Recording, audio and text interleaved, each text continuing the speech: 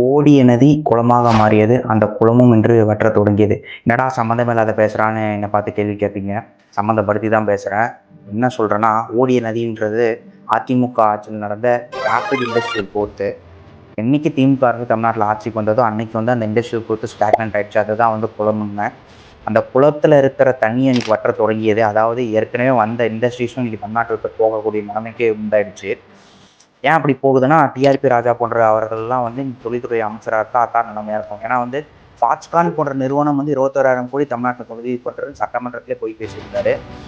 அது மட்டும் இல்லை, வெள்ளை அறிக்கை எடப்பாடி கே பழனிசாமி அவர்கள் கேட்டிருந்தாரு. அதற்கு வெள்ளப்பாப்பர் எடுத்து தென்னவட்டா காட்டியிருந்தாரு. இப்படிப்பட்டவர்கள்லாம் அமைச்சராக இருந்தால் பல பல நல்ல கம்பெனிகள்லாம் வந்து ஆந்திராவுக்கு தான் போகும், தமிழ்நாட்டுக்கு எப்படி வரும்?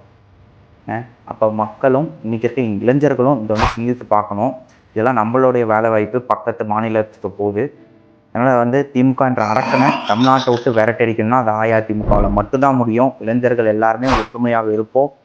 திமுக அரசை விரட்டி அடிப்போம். 2026 பார்த்து வாக்களிப்போம். நன்றி.